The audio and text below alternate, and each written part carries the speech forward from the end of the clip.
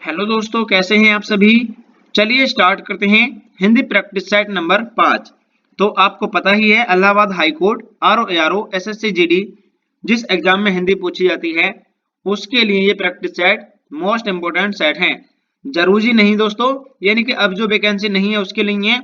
आप जब मर्जी देख सकते हो इन सेटों को, ये सभी में काम करेंगे। ठीक है, चलिए देखते हैं आज की क्लास का पहला क्वेश्चन है।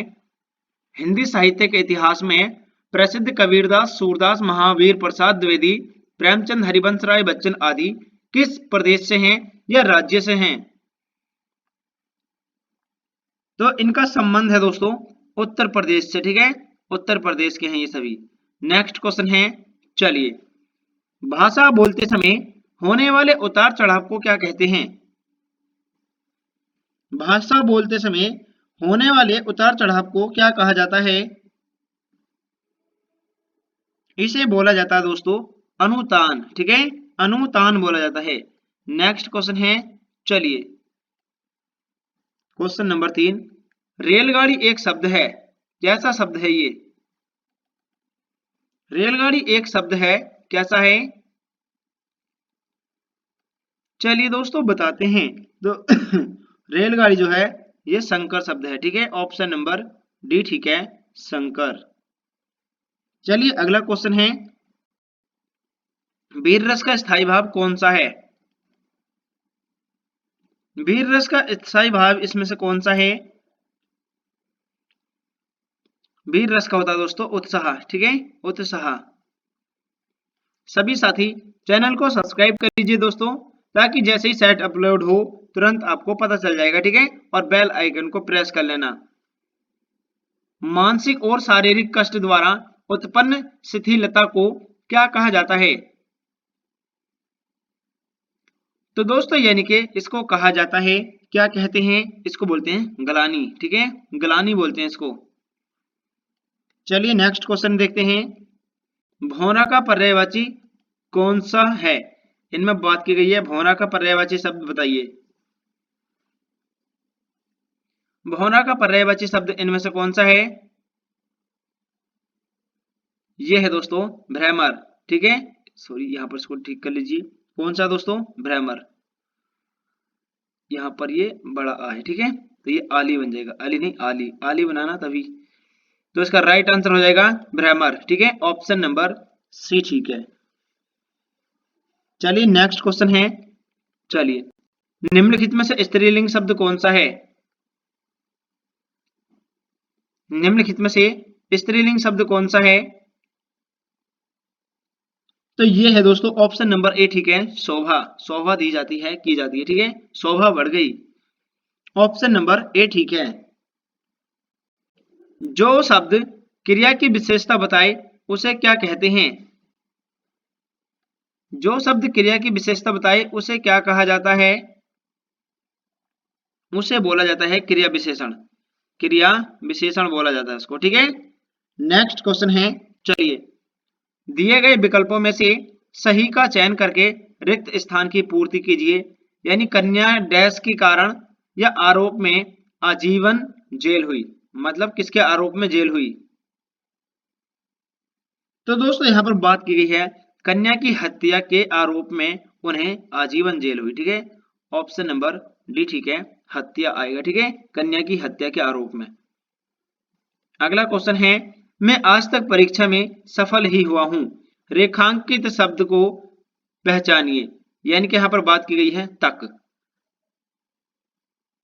तो दोस्तों तक जो है ये क्या है, ये है दोस्तों निपात। ठीक है, ये निपात है। नेक्स्ट क्वेश्चन है, चलिए, निम्नलिखित में से कौन ब्राह्म चिन्ह का प्रकार नहीं है। तो दोस्तों यहां पर बात की गई है ब्राह्म चिन्ह का प्रकार कौन सा नहीं है। उपदेशक। ऑप्शन नंबर सी ठीक है, उपदेशक। जिन संज्ञाओं में एक ही प्रकार की वस्तुओं अथवा व्यक्ति का बोध हो उन्हें क्या कहते हैं। उन्हें बोला जाता है जातिवाचक संज्ञा। हर सॉरी लर लटकनी मणि मत मधुप तर माटक मधु ही पिए, पंक्ति में वर्णों की आवृत्ति के कारण अनुप्रास अलंकार हुआ है, यानी कि कौन सी आवृत्ति हुई है इसमें, जल्दी से बताएं सभी साथी। चलिए बताते हैं, इसमें आवृत्ति हुई है ल और मैं की, ठीक है। लर लटक कणी मणि मत मधुप तर मातक, ठीक है। तो यहाँ पर मैं और ले की जो है आवृत्ति हुई है, ठीक है। नेक्स्ट क्वेश्चन है, चलिए, आदि से लेकर अंत तक के लिए एक शब्द होगा। आदि से लेकर अंत तक के लिए एक सही शब्द कौन सा है? ये है दोस्तों अधोपांत, ठीक है। अधोपांत ऑप्शन नंबर बी, ठीक है, अधोपांत। निम्नलिखित में से कौन सा शब्द विदेशज नहीं है? निम्नलिखित में से कौन सा शब्द विदेशज नहीं है?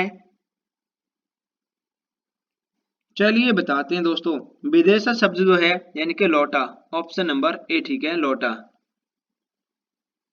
चलिए नेक्स्ट क्वेश्चन है, चलिए दोस्तों, निम्नलिखित में से किस शब्द में उपसर्ग और प्रत्यय का एक साथ प्रयोग किया गया है? तो दोस्तों उपसर्ग और प्रत्यय का एक साथ प्रयोग किस शब्द में किया गया है? चलिए बताते हैं, इसका राइट आंसर हो जाएगा अभिमानी, ठीक है, अभिमानी। नेक्स्ट क्वेश्चन है, चलिए दोस्तों, क्वेश्चन नंबर नेक्स्ट है, शब्द के दो रूप हैं, कौन कौन से हैं? शब्द के दो रूप हैं, कौन कौन से हैं दोस्तों? तो ये है दोस्तों ध्वनि और वर्ण, ठीक है, ध्वनि और वर्ण। नेक्स्ट क्वेश्चन है, चलिए दोस्तों, जसोदा हरि पालन झुलावे पंक्ति में कौन सा रस है? जसोदा हरि पालन झुलावे पंक्ति में कौन सा रस है? इसका राइट आंसर हो जाएगा वात्सल्य रस। चलिए नेक्स्ट क्वेश्चन देखते हैं, निम्न में से कौन सी काकल्य ध्वनि है? काकल्य ध्वनि निम्नलिखित में से कौन सी है? यह है दोस्तों है ऑप्शन नंबर सी, ठीक है। अखरोट का तत्सम रूप क्या है? अखरोट का तत्सम रूप क्या है? अखरोट का तत्सम रूप होगा अक्षोट, ऑप्शन नंबर सी, ठीक है, अक्षोट। नाक रगड़ना का सही अर्थ क्या होता है? नाक रगड़ना का सही अर्थ क्या होता है? इसका सही अर्थ होता है दीनता पूर्वक प्रार्थना करना। नेक्स्ट क्वेश्चन है दोस्तों, चलिए देखते हैं। एक बार दोस्तों अगर चैनल पर आप नए हो तो चैनल को जरूर सब्सक्राइब कर लेना और क्लास को लाइक भी कर देना, ठीक है। लाइक तो आप करते ही नहीं हो दोस्तों, 1 या 2 लाइक बनते हैं, कम से कम दोस्तों 70 से 80 बंदे देखते हैं आप सभी लोग, तो दोस्तों 50 लाइक तो बनते ही हैं, कर दिया करो। नाक रगड़ना का सही अर्थ क्या है? दीनता पूर्वक प्रार्थना करना, ठीक है। चलिए नेक्स्ट क्वेश्चन देखते हैं, पंच परमेश्वर के लेखक कौन हैं? पंच परमेश्वर के लेखक कौन हैं? तो ये है दोस्तों मुंशी प्रेमचंद। अगला क्वेश्चन है, जिस वाक्य में कर्ता की प्रधानता होती है, लिंग वचन प्राय कर्ता के अनुसार होते हैं, वे वाक्य कहलाते हैं, क्या कहलाते हैं दोस्तों? तो उन वाक्यों को कहा जाता है, यानी कि क्या कहा जाता है? चलिए बताते हैं, उसको राइट आंसर हो जाएगा कृतवाच्य। चलिए नेक्स्ट क्वेश्चन है, हमें सूर्य नमस्कार करना चाहिए, रेखांकित शब्द का पर्यायवाची शब्द होगा। तो यहां पर रेखांकित शब्द कौन सा है दोस्तों, बताएं सभी साथी। तो ये है दोस्तों सूर्य, ठीक है, यानी बात की गई है सूर्य का पर्यायवाची शब्द इनमें से कौन सा है। अगर दोस्तों यहाँ पर ऑप्शन में नहीं दिया हो करे, यानी कि क्वेश्चन में अंडरलाइन नहीं होया करे, तो ऑप्शन से भी पहचानने की कोशिश करो। यहाँ तो चलो हम कर देंगे, लेकिन एग्जाम में आ गया और रेखांकित शब्द पूछा गया और वहां पर ऐसे अंडरलाइन नहीं होया हुआ तो बताओ क्या करोगे? आप ये कहोगे कि सर यहाँ पर इसमें रेखांकित शब्द तो कोई दिया ही नहीं, वहां पे कुछ नहीं हो सकता। इसका मतलब ये होता है कि ऑप्शन से भी इसको चेक करते हैं, ठीक है। नहीं तो मैं भी अंडरलाइन तो कर ही दूंगा, कोई दिक्कत नहीं है। इन बातों का थोड़ा ध्यान रखो, छोटी छोटी बातों को जो है ऑप्शन से पहचानना सीखो, ठीक है। चलिए इसका राइट आंसर हो जाएगा सूर्य का जो है, यानी कि क्या पूछा है, पर्यायवाची शब्द कौन सा है। इसका राइट आंसर दोस्तों दिनकर, ठीक है, दिनकर। नेक्स्ट क्वेश्चन है, जहां वाक्य की गति अंतिम रूप ले ले, विचार के तार टूट जाएं, वहां किस चिन्ह का प्रयोग किया जाता है। तो दोस्तों वहां पर किया जाता है, यानी कि राइट आंसर हो जाएगा पूर्ण विराम का। नेक्स्ट क्वेश्चन है, जो कठिनाई से मिलता है उसके लिए एक सही शब्द कौन सा होगा। जो कठिनाई से मिलता है तो उसके लिए सटीक शब्द कौन सा है दोस्तों, दुर्लभ। नेक्स्ट क्वेश्चन है, चलिए, यदि कोई पत्र सभी संबद्ध कार्यालयों को प्रेषित किया जाता है तो उसे कहते हैं, क्या कहते हैं उसको। तो दोस्तों उसे कहा जाता है परिपत्र, ठीक है, परिपत्र बोलते हैं उसको।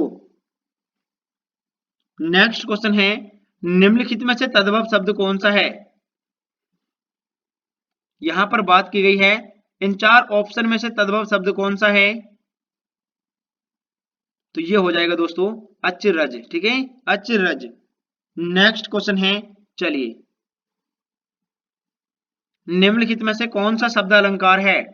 मैं हर एक क्वेश्चन सिलेक्टेड क्वेश्चन और जो पूछा जाएगा दोस्तों उसी के आधार पर टॉपिक से सिलेक्टेड क्वेश्चन लाता हूं, एक भी क्वेश्चन फर्जी नहीं होता, ठीक है। तो सभी साथी चैनल को जरूर सब्सक्राइब कर लीजिए ताकि दोस्तों ये सेट आपके हाथ से मिस ना हो जाए, ठीक है। परीक्षा तक कर लीजिए दोस्तों, बाद में बताना जैसे ही एग्जाम की आंसर की आएगी ना, फिर मिलाकर देख लेना, हाँ कि सर सही बता रहे थे। तो यहाँ पर बात की गई है कौन सा शब्द अलंकार है। इसका राइट आंसर है यमक। नेक्स्ट क्वेश्चन है, चलिए, रानी केत की कहानी के रचयिता कौन है। रानी केत की कहानी के रचयिता कौन है। ये है दोस्तों इंसा अल्लाह खां, इंसा अल्लाह खां। नेक्स्ट क्वेश्चन है, बाजारूपन का संधि विच्छेद कौन सा होगा। हर एक क्वेश्चन यहाँ पर मोस्ट इंपोर्टेंट क्वेश्चन है दोस्तों, इससे बाहर कुछ नहीं बनेगा, ठीक है। यानी जो टॉपिक उसमें दे रखे हैं वहीं से ही मैं क्वेश्चन को सिलेक्ट करता हूँ, और जो क्वेश्चन की संभावना पूरे 100% पूछे जाने की वही क्वेश्चन ऐड करता हूँ इसमें। बाजारूपन का संधि विच्छेद कौन सा होगा, बाजार उ प्लस पन, ठीक है, ऑप्शन नंबर ए ठीक है। ध्यान से कर लीजिएगा सभी साथी, कभी दोस्तों परीक्षा में जाते ही ठोक दो बाजारू प्लस पन, ठीक है, ऑप्शन नंबर सी ठीक है। चलिए नेक्स्ट क्वेश्चन, नहीं हमें ऐसा नहीं करना, पहले ऑप्शन देखने उसके हिसाब से करना, ठीक है। तो इसका राइट आंसर है बाजार प्लस उपन, ठीक है। जहां पर कोई शब्द होता है जैसे कि बाजार तो होता है, ठीक है, लेकिन बाजारू नहीं होता, तो इस बात का भी हमको ध्यान करना पड़ता है। नेक्स्ट क्वेश्चन है, चलिए, निम्नलिखित मुहावरे का क्या अर्थ है। यहां पर मुहावरा दिया गया है खाना न पचना, इसका सही अर्थ क्या होता है। खाना न पचना, इसका सही अर्थ है दोस्तों चैन ना पड़ना।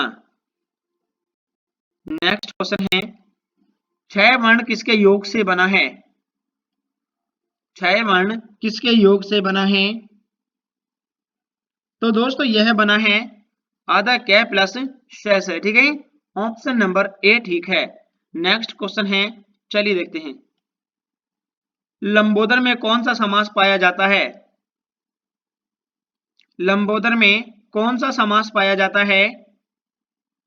तो इसमें बहुव्रीहि समास पाया जाता है, ठीक है, बहुव्रीहि। अगला क्वेश्चन है, चलिए, क्वेश्चन नंबर 35, मलिक मोहम्मद जायसी ने पद्मावत महाकाव्य की रचना किस भाषा बोली में की थी। पद्मावत महाकाव्य की रचना किस भाषा में की थी मलिक मोहम्मद जायसी ने।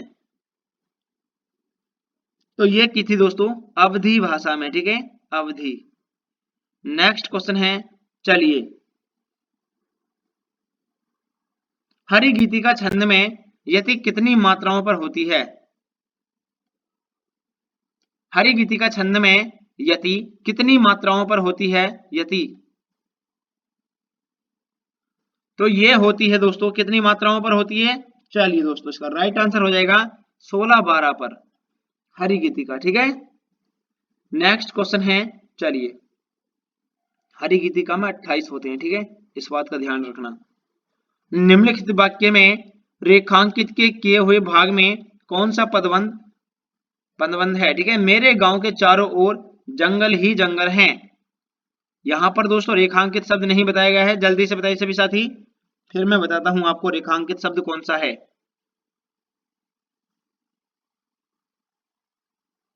चलिए मैं बता देता हूं दोस्तों। ठीक है, यहां पर बात की गई है कौन सा पदबंध है। ठीक है ना, तो यहां से है दोस्तों, यानी कि मेरे गांव के चारों ओर रेखांकित शब्द ये है। ठीक है, जंगल ही जंगल है। तो दोस्तों इसमें पद कौन सा है रेखांकित पद? चलिए बताते हैं।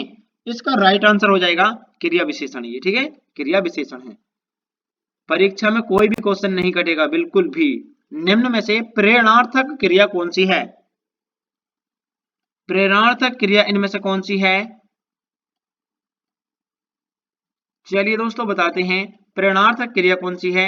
चलिए इसका राइट आंसर हो जाएगा जगाना, ऑप्शन नंबर बी। ठीक है, जगाना। संगम शब्द का संधि विच्छेद करने पर उपसर्ग के रूप में प्राप्त होगा, क्या प्राप्त होगा? यहाँ पर ये 4 विकल्प दिए गए हैं, इनमें से कौन सा प्राप्त होगा जिसमें संगम में लगाएंगे तो? ठीक है, संधि विच्छेद के करने पर इसमें प्राप्त होगा दोस्तों सम। ऑप्शन नंबर ए जो सॉरी ऑप्शन नंबर सी जो दे रखा है सम, यही प्राप्त होगा। ठीक है, चलिए अगला क्वेश्चन है, आज की क्लास का ये लास्ट क्वेश्चन है। सभी साथी चैनल को सब्सक्राइब कर लीजिए और क्लास को लाइक भी कर दीजिए। दोस्तों क्लास कैसी लगती है कमेंट करके तो बता दिया करो। कुंडलिया छंद में होता है, क्या होता है दोस्तों इसमें? तो दोस्तों कुंडलिया छंद में जो होता है ये होता है दोहा और रोला। ठीक है, दोहा और रोला। चलिए ये लास्ट क्वेश्चन था। क्लास कैसी लगी आज कमेंट करके जरूर बताना है सभी साथी को। ठीक है, किस किस का एग्जाम कहां पर है कमेंट में बता देना। ठीक है, चलिए मिलते हैं अगली क्लास में। जय हिंद साथियों।